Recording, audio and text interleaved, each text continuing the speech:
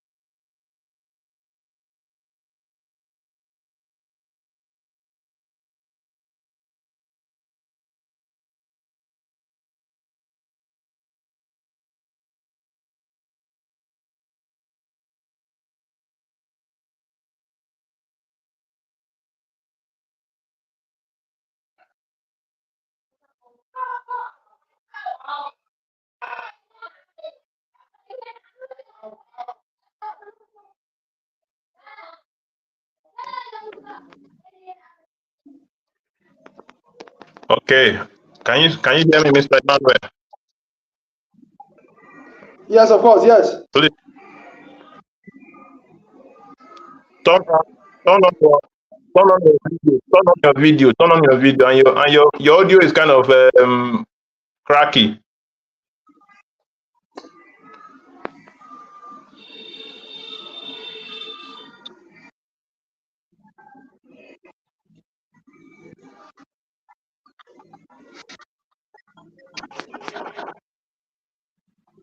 Okay. Can you hear me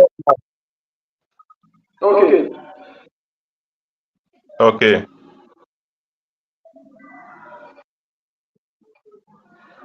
All right. Welcome to the show. Welcome to the show, Mr. Emmanuel. Good to have you again for today's show. How are you doing today? Yeah, thank you. All right. We are still waiting for others to join, but before they come, let's get the ball started. Let's get the show started. Um, can you hear me clearly? Can you hear me clearly? Sure, of course, I can hear you. Okay, like your background is kind of noisy. I'm hearing some noise in your background. Yes, I'm in the shop at the moment, that's why. So I think we are playing somewhere close.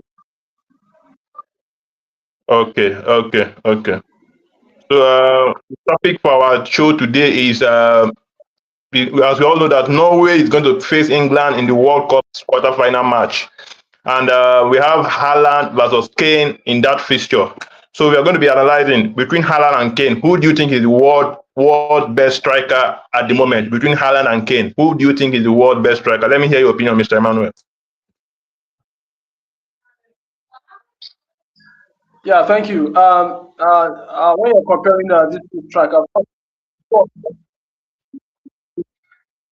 these strikers when it comes to their different. But for me, if I'm going for a better and, good striker, I'll go for Hurricane. Because Hurricane for me is a good scorer and also a team player too. He can work on the midfield, play from flank, as well as from the center. He can score. For Haaland, for me, he's more of a goal scorer. Because I, I, I actually watched the interview when he was how did he play to score? And guy was just laughing. He said, when he goes on for, you know, he block at times, and the boys at the back of the net. So Haaland is not a player. Because when we did that, team, I just score goals. But when it comes to team play and the best striker so far in the whole world, we look for Harry Kane. Harry Kane is the best for me. Okay, Hurricane is the best for you. So I want to ask you now, if you have to choose between Hurricane and Haaland at the moment in your team, you are a Chelsea fan. Who will you pick? Bros, I would like to your pick Harry Kane. You are going to pick Hurricane. Okay, okay. I think I also agree with you. I think Harry Kane is a complete striker. He knows how to link up play. He's not just a finisher. He knows how to link up play. He's just like Wayne Rooney in his prime. Even if you know Wayne Rooney, how Wayne Rooney used to play football, that's how Harry Kane plays. He knows how to link up play. You know how he can assist, he can score, he can shoot from any angle. So he's just a complete striker. So I think I also agree with you. I think Harry Kane is better, in my opinion, than Haaland. Though Haaland has the chance to improve on his game, but I think overall, as an out and out striker, I think Harry Kane comes Erling Haaland. Okay, let's go to the next point of discussion. Portugal are out of the World Cup. Your goat, Mr. Emmanuel Ronaldo, is out. So who is to blame? To blame for Portugal's World Cup exit? Is it the coach or the players? Who do you think is to blame for Portugal's World Cup exit? Okay, the funniest thing coming for because you guys the one that played the Euro final sometimes 2 years, and of course, Portugal won and left the to and missing in the World Cup. We don't expect Spain to be relaxed and expect Portugal to still win. And one thing, I blame the team for the loss in the game. Of course, the coach also had his own side of to the loss of the Spain because I don't know too well why we dropping the bench. That's Ramos. I see Ramos is a goal scorer and a link up player too. But to me, that this team, the politics that's playing up. Ronaldo, age, and of course, it's a captain of the team, and he likes to carry what but won't be biased. The main problem of that team is Bruno Fernandes. Fernandes wants to be competing with Ronaldo, and which not to be Ronaldo. You can see the way Argentina play their body, what they are playing like dogs compared. And you see all of them, they're playing without that unity and that. Portugal, everybody, everybody are looking for their glory. They are not to be. And, and the shocking thing is that Spain scored that goal extra time. Instead of them to score maybe like 15 points, that's what it realized the opposite side. For me, the team is out of Brado tired. But the problem is, will Portugal be able to move far just the way they are done in the next World Cup? Because you check out, there's no no mentality in players. They don't have anybody that's not already played along that. Since he's retired now, you check out, if you pick out others now to captain that team. Of course, you have the likes of young guys there that show like the mentality will be there, and the strength to push that team along will not be there. So I don't know. They will suffer that. The coach is out. He has retired from football, and the coach as well has already retired from. I don't know without traditional coach to help them and as well manage the players that we put.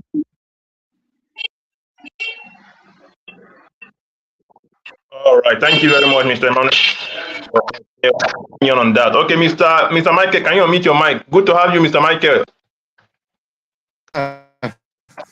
Yeah, good day, my fellow pundit. Manuel is I greet you, Mr. Manuel. Engineer Godwin Diko, I greet you. Mike, you're welcome. Mike, I will start Yeah, it's you. nice seeing you guys. He said what?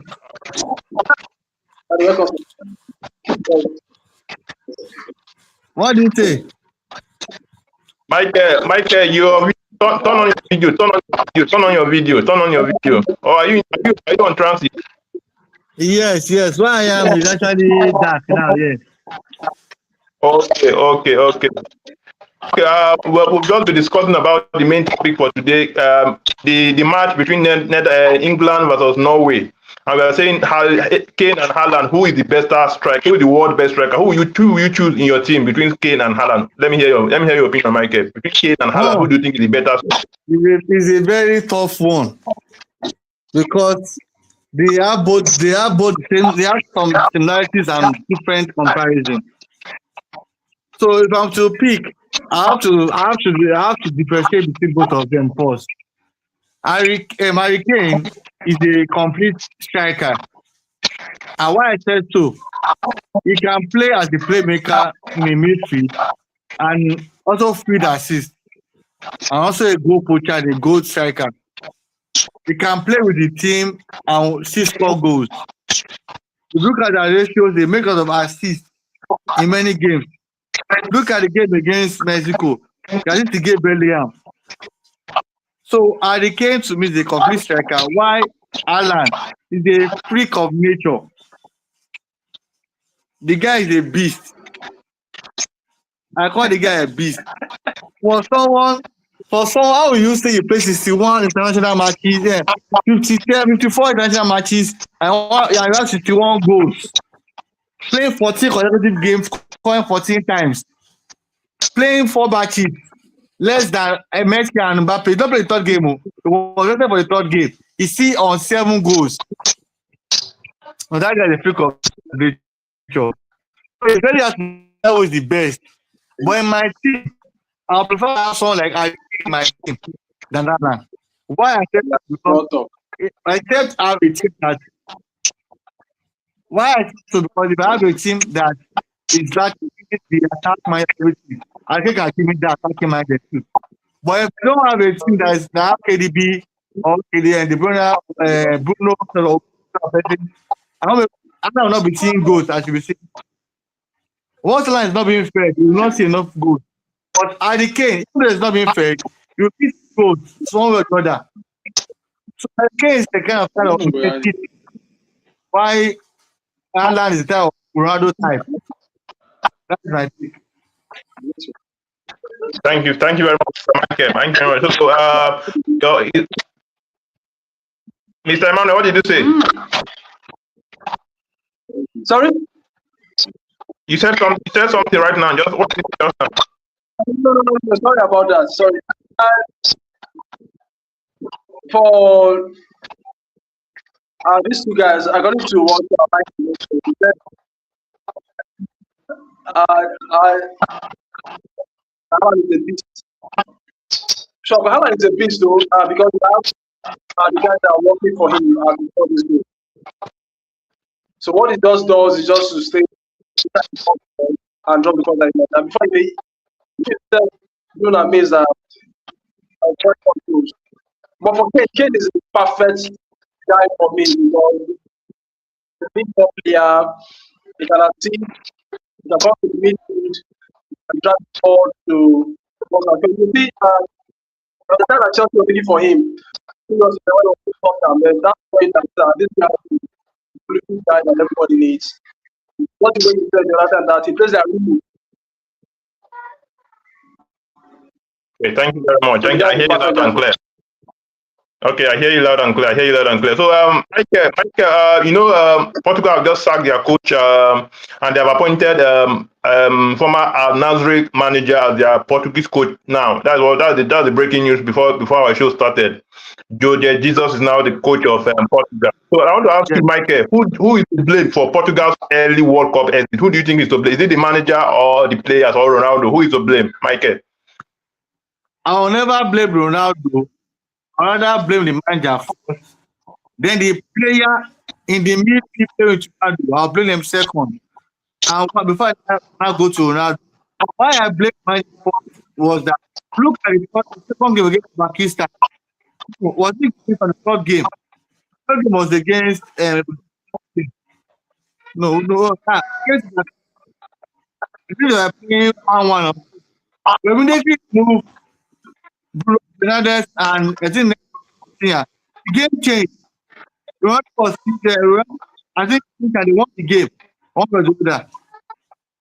So Manja know what Bruno can give it. They are the best on paper in this World Cup. But they don't play for the team. They play for the look at what Bruno do. Let's take that case for example. Bruno Mbeumo, Sesko, Kuna are not as good as Ronaldo, even till now. But he feeds them a lot of passes. I remember the last game, the pass Ronaldo passed to Ronaldo, instead they pass it backward. It was not Poyasi to later, and I'm sorry. It's crazy. And it will be that people are fighting that should be the best player. A person doesn't take his team first. No, that's why they call him. I don't blame less of Kane calling him different kind of name. He doesn't say for himself. What to be limelight? Even though Ronaldo has his own faults in some aspects, looking for the limelight, he has fought for this team to warrant that. So that is his nature. Everybody can like Messi or Ronaldo. Even some games too. Messi wanted to be the limelight at his own at growing up. But he matured over. But you not playing in a team was the funny part that for Portugal was doing his time and start winning medals. Let's forget about that. Was seeing Ronaldo time and start winning medals. And when Ronaldo was very young, 2004, the last Figo was there, Morentis, the likes of Carvalho. He was serving Figo, looking at the Figo. But when that comes to no time, they want to push him out of the team. It's crazy. So I blame the manager.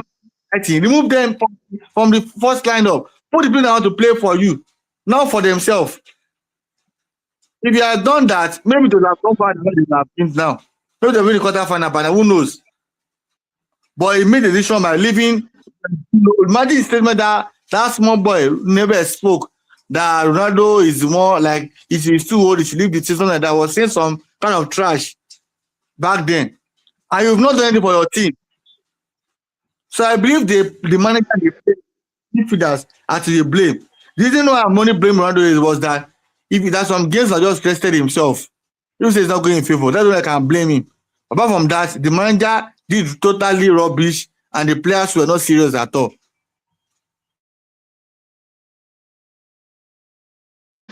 Thank you very much. Thank you very much.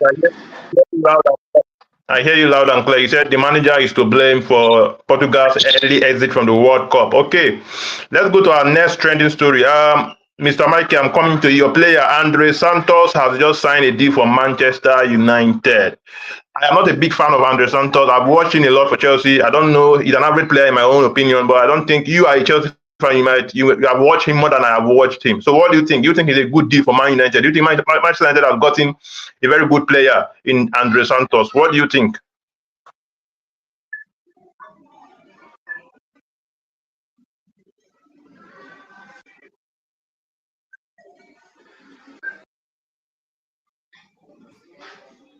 Can you hear me, Mr. Samuel? Oh, me. Yeah.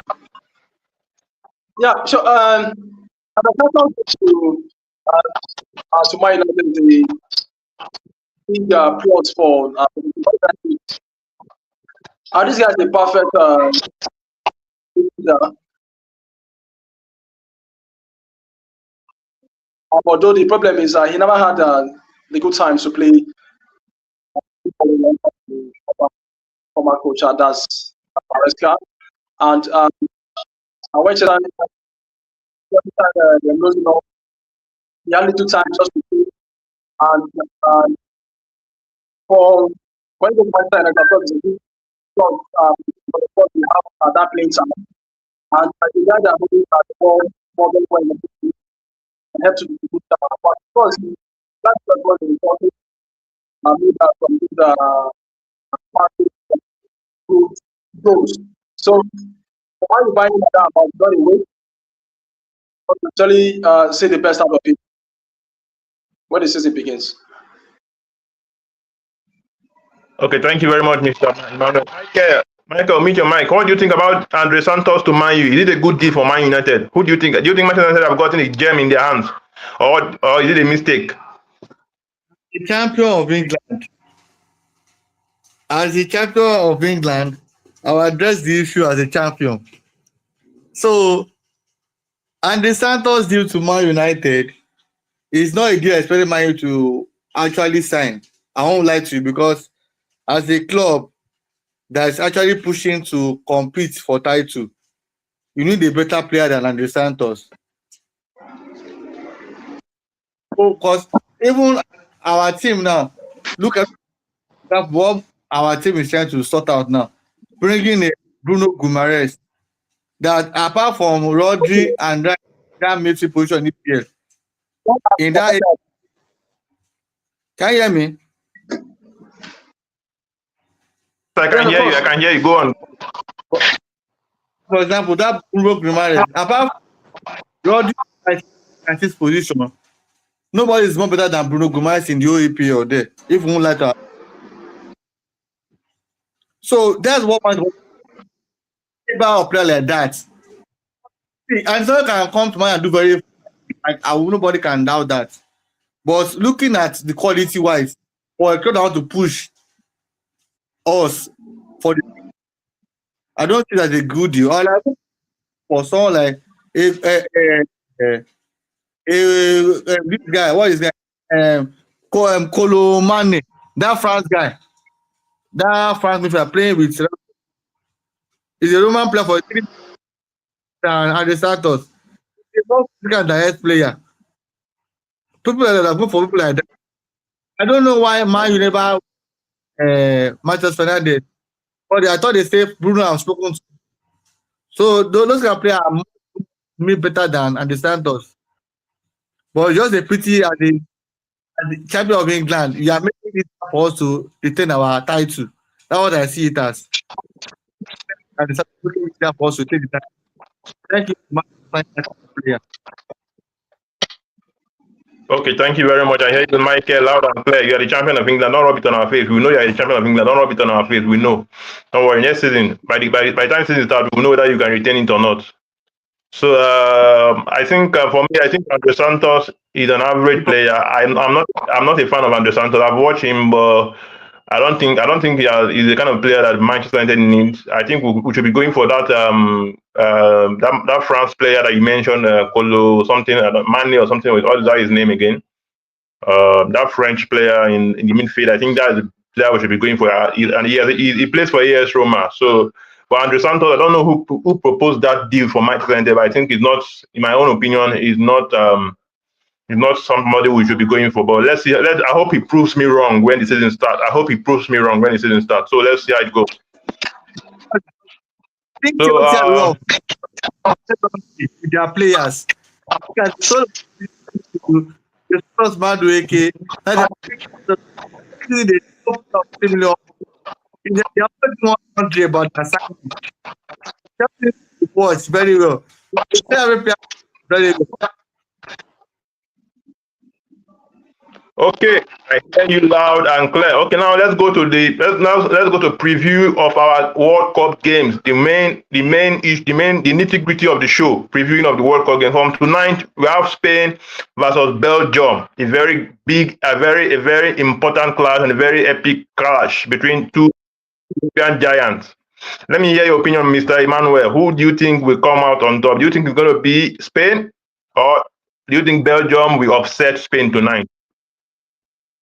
Yeah, thank you. I see that you are going for better. This is a exception that began from the. I think I just wanted to one that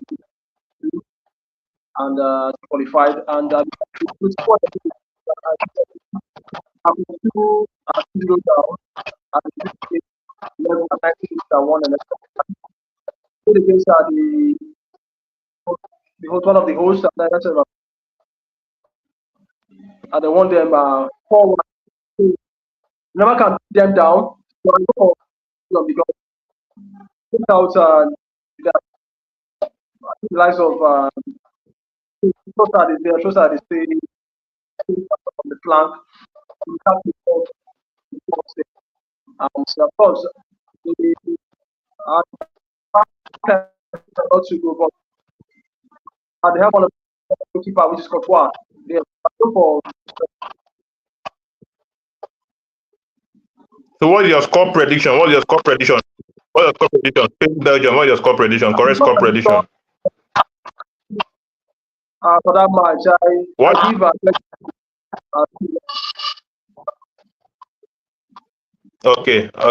Okay. Belgium. Mr. Michael. Okay. Mr. Michael, what is your prediction? Spain, Belgium, who is going to come out on top? What is your preview of the game? I think the match will be very close, but the only difference is that but to give it all. But I think this match should be the match of goal. I'm saying counter. I'm seeing a very nice for the winner comes out.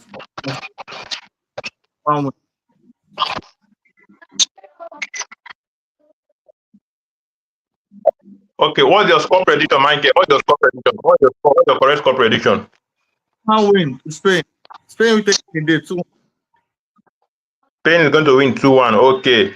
I think I'm going to go with Spain to win 1-0. It's going to be a tight game. I think Spain are going to win 1-0. It's going to be a tight game, but Spain will edge it 1-0. Okay, let's go to the next game, which is going to be played tomorrow. Norway versus England. Mr. Emmanuel, who is your money on? Norway versus England. It's going to be a cracker. What do you think will happen in that match?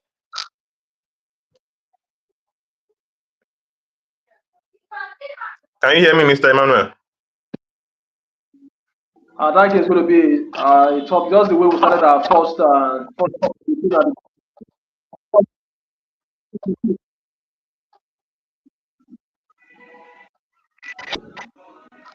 the game is going to be I can't hear, top. I can't hear you. Two strikers. That game is going to be goals between two strikers at the moment. But I think they are coming through in that game.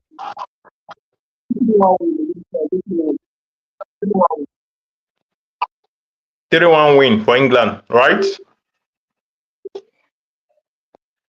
Okay. Mr. Michael, what's your thought? Norway versus England. Mr. Michael, meet your mic. What's your thought? Norway versus England. Who's going to come out on top? The match will be but painful. One of the things that was that joy. I wish the match should be different. Like it should be Norway, Argentina. Can you hear me? Yes, I can hear you. Go on. I can hear you. Go on. Yes, I can. Go on. Striker, it should be between the two world strikers, and I think the game will be won in the midfield. It will be a midfield battle. So the likes of William, Rice, Anderson, and Beck, the other guy. So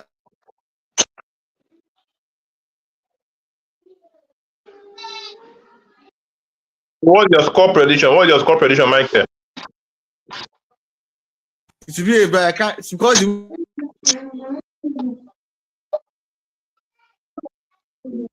I can barely hear you. Okay. Okay. I think in my own opinion, I think it's going to be a tight game. I think it's going to be a very, very tough game. I'm predicting the game to end 2-2. Then you go to extra time. It's going to go to extra time, and anybody can win in extra time in penalties. So, but I know in full 90 minutes, it's going to end draw. The match is going to end in a draw. I don't know. I'm going to be going for a 2-2 draw, but it might end 1-1 draw or 0-0 draw. But I'm going to go for a 2-2 draw.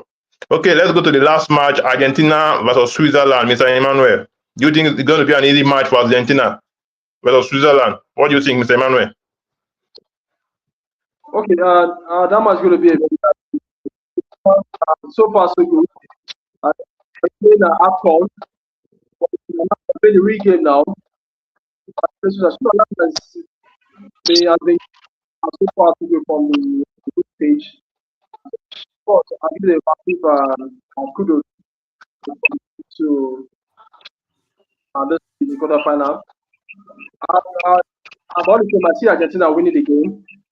Winning the game margin of 2-0. Okay, you see Argentina winning the game. All right. Mr. Michael, Argentina versus Switzerland. Yeah, so let me conclude. The Norway England, I think it's a very dicey. I don't know who's going to win the game. I think I'm seeing it's going to a penalty for Norway England. Why for Argentina Switzerland? I wish I could see an offset. Like Switzerland taking over the day. But I'm still seeing Argentina strolling in the match and winning 2-1 to the semi-final. Okay, you see Argentina winning the match. Okay, I think I'm going to go with you guys. I'm going to go with Argentina to win 2-1. 2-1 scoreline. It's going to be a tight game, but I see Messi scoring. I see Messi scoring again, and Argentina are going to win 2-1. So thank you very much, guys. This is where we will draw the curtain on today's show. And if you're watching and you're not yet subscribed to this channel, please subscribe to this channel and turn on notifications so that you get notified anytime we go live on our shows. Please, if you're not yet subscribed to this channel, please subscribe and help us grow this channel so that we can become a very large football community. So guys, thank you very much for today's show. See you again on Monday when we go for the review show again. Thank you very much, guys. Mr. Emmanuel, I really appreciate your time. Mr. Michael, Ajiboke, thank you for your time. All right, see you on Monday. God bless you. You too.